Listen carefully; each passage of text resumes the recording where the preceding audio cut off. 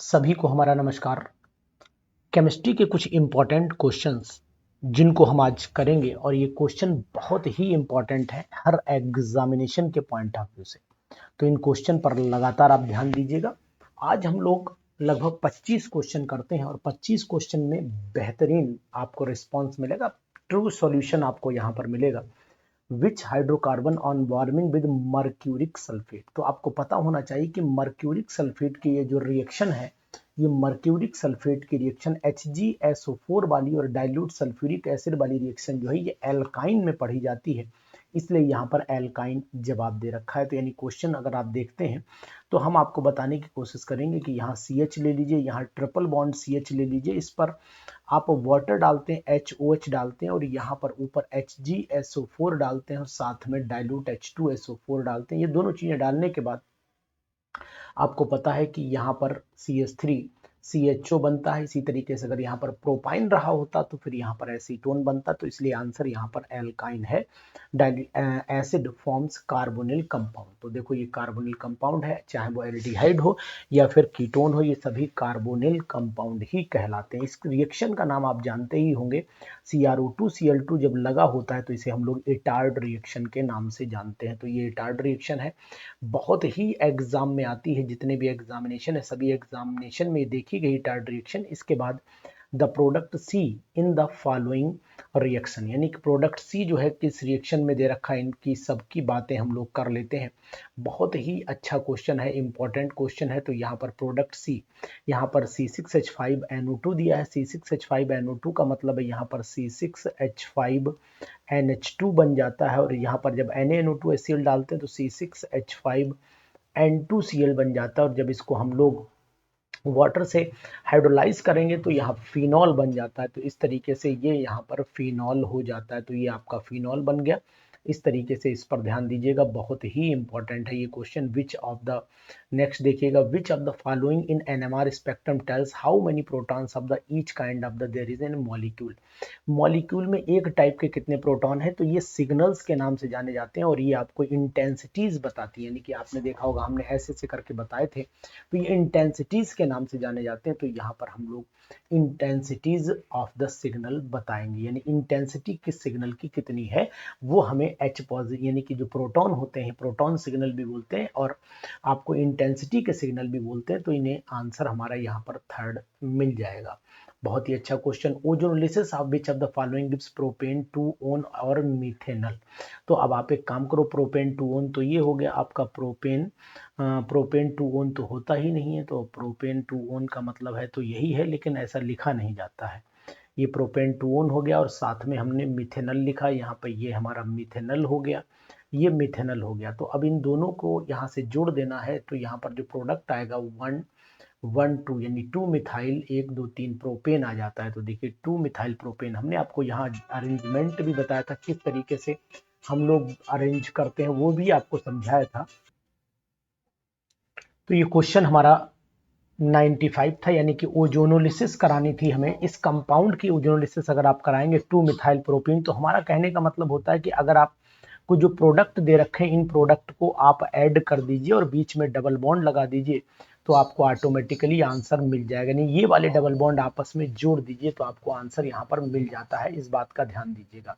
Next question पर चले आते हैं। नेक्स्ट क्वेश्चन क्या कह रहा है, वो भी बहुत इंपॉर्टेंट क्वेश्चन है। Which of the following artificial sweetener is methyl ester of the dipeptide. तो डाइपेप्टाइड का ऐसा कौन सा एस्टर है जो एस्पार्टिक एसिड और फिनाइल अलानिन से बनता है। तो एस्पार्टिक एसिड जो है उससे एस्पार्टेम ही प्राप्त होता है, ये आप जानते हैं। तो एस्पार्टेम यहाँ पर एग्जाम्पल के तौर पर आप लगा लीजिए। ये भी बहुत ही इंपॉर्टेंट क्वेश्चन है। Shift of absorption of maximum towards shorter wavelength का जो शिफ्ट होता है वो ध्यान दीजिएगा हिप्सोक्रोमिक होता है। हिप्सोक्रोमिक, हिपो नहीं हिप्स सॉरी हिप्सोक्रोमिक होता है, जो बोल रहा हूँ वो है हिप्सोक्रोमिक। तो हिप्सोक्रोमिक हमारा यहाँ पर आ जाता है, ये हो गया हिप्सोक्रोमिक शिफ्ट कहलाती है। बहुत ही अच्छा क्वेश्चन। इसके बाद विच of the following ion is paramagnetic. तो पैरामैग्नेटिक का मतलब है यहाँ पर अनपेयर्ड इलेक्ट्रॉन्स होने चाहिए। तो यहाँ मैं लिख देता हूँ अनपेयर्ड इलेक्ट्रॉन्स। कौन से लिख देता हूँ, अनपेयर्ड इलेक्ट्रॉन्स लिख देता हूँ। और अनपेयर्ड इलेक्ट्रॉन्स में गैडोलिनियम आ जाता है, जीडी ट्राई पॉजिटिव। और गैडोलिनियम की खास बात ये भी होती है कि इसमें अनपेयर्ड, इनका सबका इलेक्ट्रॉनिक कॉन्फ़िगरेशन आपको हमने आपको बताया। लाला सियाराम परमानंद प्रेम शर्मा यूरोपियन गॉड, लाला सियाराम परमानंद प्रेम शर्मा यूरोपियन गॉड, यानी कि यहाँ पर हम लोग 57, 58, 59, 60, 61, 62, 63, 64, यानी गैडोलिनियम का अगर हम लोग एटॉमिक नंबर देखते हैं तो गैडोलिनियम का एटॉमिक नंबर जो है वो आपका 64 आ जाता है। और 64 एटॉमिक नंबर अगर हम लोग लिखेंगे तो इसका मतलब ये हो गया कि हम लोग यहाँ पर जेनॉन 54 लिख देते हैं, और उसके बाद यहाँ पर जेनॉन के बाद आपका 4f आ जाता है, 5d आ जाता है, 6s तो यहाँ पर आप 6s2 कर दो, 5d का आप यहाँ पर 1 कर दो, और अगर यहाँ पर ये आपका 54 हो गया, 54, 55, 56, 57 और 57 और 7, 57, 58, 59, 60, 61, 62, 63, 64, बिल्कुल, यानी 4f में 7 हो जाते हैं, और 7 का मतलब अनपेयर्ड इलेक्ट्रॉन है, और अनपेयर्ड का मतलब हुआ ये paramagnetic. Which of the following is does not give the red brown precipitate, red brown, ये बाकी जितने भी हैं रेड ब्राउन प्रेसिपिटेट देते हैं फेलिंग के साथ में, लेकिन बेंजल्डिहाइड एक ऐसा है जो फेलिंग के साथ में टेस्ट नहीं देता। बेंजल्डिहाइड जो है वो फेलिंग के साथ में टेस्ट नहीं देता है, ये बात आप ध्यान दीजिएगा। ये भी बहुत ही इंपॉर्टेंट क्वेश्चन है, बहुत ही इंपॉर्टेंट है, इस बात का ध्यान देना पड़ेगा आपको। ये क्वेश्चन आ जाए, ये साफ दिखाई दे रहा है, यहाँ क्यूएच लिया, हीट किया है, दोनों आपस में यहाँ पर मिल गए, तो यहाँ से H2O निकाल दीजिए तो डबल बॉन्ड ऑटोमेटिकली, ये एल्डोल कंडेंसेशन कहलाता है। कौन सी रिएक्शन कहलाती है? एल्डोल कंडेंसेशन कहलाती है। बहुत, ये भी बहुत अच्छी खासी रिएक्शन है और इंपॉर्टेंट में आती है, इस बात का ध्यान देना। In which of the following properties of the enantiomers are different. देखो इनेंशियोमर में क्या होता है कि जो ऑप्टिकल रोटेशन होता है वो क्लॉकवाइज और एंटी क्लॉकवाइज, एक लाइट को क्लॉकवाइज घुमाता है और एक लाइट को क्या घुमाता है? Anti clockwise. एक डी कहलाता है, एक एल कहलाता है, तो इसका मतलब डायरेक्शन जो होती है, यहाँ पर मैं लिख देता हूँ direction of the optical rotation, ये डिफरेंट हो जाती है, ये डिफरेंट हो जाती है। Which of the following has the highest magnetic moment, तो यहाँ पर मैग्नेटिक मोमेंट Mn का सबसे ज्यादा क्यों है? क्योंकि Mn डाई पॉजिटिव का अगर इलेक्ट्रॉनिक कन्फिग्रेशन लिखोगे तो डी में 5 अनपेयर्ड इलेक्ट्रॉन आएंगे, और अगर डी में 5 है तो मतलब बाकी सब में चेक कर लीजिए कम आएंगे 5 से, तो more is the number of unpaired electron, high is the magnetic moment की वैल्यू होती है। फार्मूला चाहो तो mu is equal to root Nn+2 Bohr magneton, इसका फार्मूला भी होता है, इस बात का भी ध्यान दीजिएगा, बहुत ही इंपॉर्टेंट है। इसके बाद चलिए नेक्स्ट पे चले आइए, नेक्स्ट पे चले आइए। The monomer of the glyptal, glyptal में इथाइलिन ग्लाइकॉल और थैलिक एसिड और थैलिक एसिड होता है, तो यहाँ पर हम लोग टैरी नहीं लेंगे, केवल थैलिक एसिड लेंगे, तब ग्लिप्टल बनता है, तब ग्लिप्टल बनता है, और ये बात ध्यान रखना, तो बहुत ही इंपॉर्टेंट, अदरवाइज टेरिलीन बन जाती है, ये बात भी आपको याद रहनी चाहिए। और ये रिएक्शन आपको साफ दिखाई दे रही है, यहाँ CH2 double bond CH2 plus HBr है, और इसमें हम लोग प्रोडक्ट बना रहे हैं HBr, एडिशन कर रहे हैं, तो एडिशन है, ठीक है। और यहाँ पर सबसे इंपॉर्टेंट है ये इलेक्ट्रोफिलिक एडिशन है कि न्यूक्लियोफिलिक एडिशन, इस बात का भी आपको ध्यान देना पड़ेगा। तो यहाँ पर H पॉजिटिव पहले जुड़ता है, तो ये इलेक्ट्रोफिलिक एडिशन रिएक्शन में आती है, और यही अनसिमेट्रिकल ले लीजिए तो फिर मार्कोनिकॉफ रूल लग जाता है, तो ये क्वेश्चन भी बहुत अच्छा क्वेश्चन है। नेक्स्ट क्वेश्चन पर चले आइए, the which of the following reaction given below, अगर यहाँ सनलाइट की प्रेजेंस है तो चाहे यहाँ जोड़ दो और चाहे यहाँ दो, इनके दोनों के बगल में जोड़िए, यानी कि ये प्रोडक्ट भी सही माना जाएगा अगर यहाँ पर Br लेते हैं, और या फिर और करके इस प्रोडक्ट को भी आप सही मानेंगे, मतलब यहाँ पर Br लिखेंगे, तो फिर ऑप्शन ओवरऑल हमारे लिए केवल यही मिल पाता है, तो इस ऑप्शन को हम लोग लिख लेंगे। इसके बाद चलिए, ये रिएक्शन आपको पता होना चाहिए कि यहाँ पर RNC बनता है, फिनाइल आइसोसाइनाइड बनता है, साथ में 3 KCl निकल जाते हैं, यहाँ पर 3 KOH ले लिए, 3 KCl निकल जाएंगे, बाकी वाटर निकल जाता है, तो ये कार्बल एमीन रिएक्शन के नाम से जानी जाती है, तो यहाँ पर हम लोग कार्बाइल एमीन रिएक्शन के नाम से इसे लिखेंगे। बहुत ही, ये भी बहुत इंपॉर्टेंट क्वेश्चन है। इसके बाद आइए, the product of the following, इस रिएक्शन में ये HBZ रिएक्शन है, HVZ रिएक्शन है, 0 अल्फा, ये वाले हाइड्रोजन यहाँ से रिप्लेस कर दिए, 2 क्लोरोब्यूटेनोइक एसिड आपको मिल जाएगा। बहुत ही अच्छा क्वेश्चन, बहुत ही इंपॉर्टेंट क्वेश्चन। नेक्स्ट आ जाइए, अगर यहाँ पर Br2 ऐड करते हैं इस वाले में, तो यहाँ एक Br, एक यहाँ पर Br मिलेगा, ये संभावना है, और in the presence of NaCl, तो फिर इसका मतलब NaBr भी निकलेगा, एक जगह Cl भी आ सकता है, तो सिंपल सी बात है, ये भी बनेगा और साथ में ये भी बनेगा, दोनों प्रोडक्ट पॉसिबल है, क्योंकि अगर NaCl है तो ये प्रोडक्ट फिर आपका NaBr में भी कन्वर्ट हो जाएगा। ये बात ध्यान देना। और NaBr निकल गया तो फिर आप मान के चलिए कि एक क्लोरीन यहाँ पर जुड़ सकता है, संभावना हमें पूरी दिखाई देती है क्लोरीन पे जुड़ने की। तो ये क्वेश्चंस जरूर करें।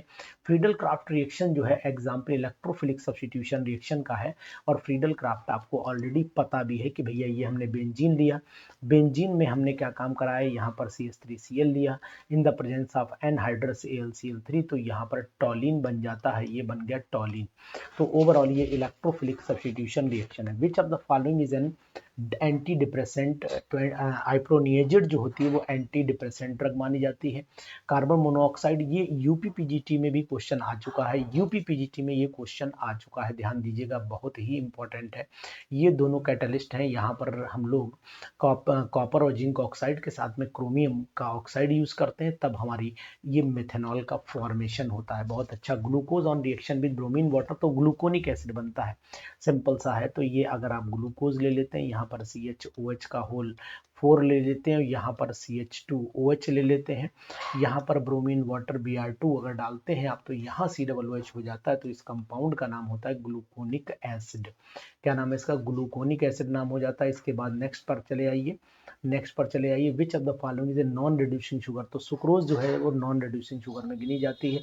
नॉन रिड्यूसिंग, ये रिड्यूसिंग टॉलरेंस और फैलिंग को रिड्यूस नहीं कर पाती। विच of the following is bacterial antibiotic, तो ओफ्लॉक्सासिन जो है वो बैक्टीरियल एंटीबायोटिक है, इस बात का ध्यान देना पड़ेगा, इंपॉर्टेंट क्वेश्चन है। नेक्स्ट चले आइए। Which of the following is E configuration. E मतलब होता है ये यहाँ पर हाइयर है, ये लोअर है, ये यहाँ पर हाइयर है, ये लोअर है आपका। तो इसका मतलब हुआ इन दोनों में देखें तो हाइयर अपोजिट है, तो एंटी गीगन होगा, जेड होता तो सिमिलर होता, तो यही आपका पहला ऑप्शन यहाँ पर राइट ऑप्शन हो जाता है। ये ई फॉर्म है या एंटी गीगन फॉर्म कहलाती है। Which of the following is not a common component of photochemical smog, तो फोटोकेमिकल स्मॉग में क्लोरोफ्लोरोकार्बन्स नहीं होते हैं, तो इसका मतलब यही हो गया कि फोटोकेमिकल स्मॉग में फ्लोरोक्लोरोकार्बन नहीं होंगे, तो ये इंपॉर्टेंट हो गया। Enthalpy of neutralisation of HCl and H4OH, ये सिंपल सी बात है कि इन दोनों में the enthalpy of neutralisation of HCl, तो ये वैल्यू कितनी होनी चाहिए, वैल्यू में आपको नोटिस करना चाहिए यहाँ पर the enthalpy of neutralisation of HCl by NH4 एट, तो ये स्ट्रॉन्ग एसिड है, ये वीक है, तो इसका मतलब है दोनों जब रिएक्शन करेंगे तो वैल्यू जो होगी वो आपकी कैलकुलेटेड वैल्यू होनी चाहिए। इन दोनों की वैल्यू को आपने वैल्यू को पुट करिए, इन दोनों की वैल्यू जो एग्जैक्ट कैलकुलेशन में है वो आपकी 51.34 किलो जूल में है। इसको आप एक बार चेक कर लीजिएगा, क्योंकि ये वैल्यू इन दोनों की वैल्यू के गिवन के अकॉर्डिंग ही कैलकुलेट की जाती है, उससे पहले आप कैलकुलेशन नहीं कर पाएंगे। नेक्स्ट क्वेश्चन पर चले आइए। The spin only magnetic, D6 electron का है, D6 में आपके इलेक्ट्रॉन है। The spin only magnetic moment in the strong field ligand D6 ion of the octahedral complex, तो यहाँ पर हम लोग निकाल लेते हैं। ये हमने d ऑर्बिटल ले ली, और d ऑर्बिटल दो हिस्सों में ऑक्टाहेड्रल में टूट जाती है, 1 2 3 4 5 5 है ना। और ये लिगेंड कैसा है देख लेते हैं। The spin only magnet for strong field ligand, very good. तो स्ट्रॉन्ग फील्ड लिगेंड के लिए अगर स्पिन ओनली मैग्नेटिक मूवमेंट निकालते हैं तो यहाँ पर 2 हो गए। यहाँ पर स्ट्रॉन्ग अगर फील्ड लिगेंड है तो 1 2 3 4 5 6, यानी कि n की वैल्यू यहाँ पर 0 हो जाती है। तो spin only magnetic movement mu is equal to √n+2 Bohr magneton हो जाता है, बोहर मैग्नेटॉन। और इसका मतलब यहाँ पर 0, तो ओवरऑल भाई अनपेड तो कोई है ही नहीं, 0 है, तो ओवरऑल आंसर भी इसका फिर 0 ही हो जाता है। बहुत ही अच्छा क्वेश्चन, इंपॉर्टेंट क्वेश्चन हो जाता है। Which of the following does not give the iodoform test, तो फॉर्मेल्डिहाइड जो है आइडोफॉर्म टेस्ट नहीं देता, जबकि आइडोफॉर्म टेस्ट देने वाले जो कंपाउंड होते हैं, या तो फिर आप ये मान के चलिए कि यहाँ पर CO होना चाहिए और यहाँ पर CH3, ऐसे कंपाउंड देते हैं, या फिर CH3 यहाँ पर OH और नीचे H, बाकी बैलेंस ही आप सेटिस्फाइड करेंगे किसी से, इससे होगा। तो ये बात ध्यान दीजिएगा। तो ये एक कंपाउंड केवल आइडोफॉर्म टेस्ट देते हैं, ये कंपाउंड आइडोफॉर्म टेस्ट नहीं देते हैं। 120 पर चले आइए। 120वां क्वेश्चन कहता है the carbonyl compound which is most reactive addition, यानी HCN के साथ में जो सबसे ज्यादा होगा, तो यहाँ एल्काइल ग्रुप लगे हैं। ये भाई सबसे पहली बात तो एल्डिहाइड ज्यादा रिएक्टिव होते हैं, एल्डिहाइड, और एल्डिहाइड में भी फॉर्मेल्डिहाइड, तो फॉर्मेल्डिहाइड में यहाँ H हो गया। कारण क्या है कि H के अंदर अगर आप देखेंगे तो प्लस आई इफेक्ट थोड़ा कम होता है, माइनस आई इफेक्ट का असर ज्यादा होता है। तो इस क्वेश्चन को देख सकते हो आप, ये भी बहुत अच्छा क्वेश्चन है। इसके बाद नेक्स्ट क्वेश्चन पर चले आइए। The maximum number of electron in the shell which principal quantum number is n, तो फार्मूला होता है maximum number of the electron, S is equal to होता है 2n स्क्वायर, और 2n स्क्वायर का फार्मूला आपको दिया हुआ है, जबकि यहाँ पर L is equal to n square होता है, M इज इक्वल टू क्या हो जाता है L is equal to n के बराबर होता है, यहाँ उल्टा लिख दिया है, यहाँ सही कर लीजिए, L is equal to N के बराबर और M is equal to N square के बराबर और S is equal to 2n square के बराबर होता है। कैलोनाइट जो ओर है वो एल्यूमिनियम का ओर माना जाता है, तो यहाँ एल्यूमिनियम लगा लीजिए। The oxidation state of oxygen, ये तो सुपर ऑक्साइड है, KO2 में चाहे कैलकुलेट करके देख लीजिए ऑक्सीजन की ऑक्सीडेशन स्टेट, तो यहाँ पर +1 + 2x इज इक्वल टू 0, तो 2x is equal to -12 x is equal to -1 और -12 हो जाएगा, 2 नीचे आ जाएगा, तो थर्ड आंसर हमारा बिल्कुल राइट आंसर है। तो ऐसे क्वेश्चंस करने हैं, ऐसी पूरी ताकत लगानी है आपको, ये बहुत सारे क्वेश्चंस आपको लगातार कराए जाएंगे और ऐसे क्वेश्चन आप प्रैक्टिस लगातार करते रहिए। बहुत ही इंपॉर्टेंट क्वेश्चंस हैं, इन क्वेश्चंस को लगाइए और अपनी इस बात का भी ध्यान दीजिए कि हमको तैयारी पूरी करनी है। बहुत ही अच्छे क्वेश्चंस हैं, इन क्वेश्चंस को लगाना भी चाहिए क्योंकि ये हमारी तैयारी को और ज़्यादा प्रिपरेशन में मदद करेंगे। तो अगर आप चाहते हैं कि ऐसी प्रिपरेशन आपकी चलती रहे, तैयारी चलती रहे, तो फिर हमारे बैच से जुड़ जाइए जिसका नाम है महासंग्राम बैच। Thank you.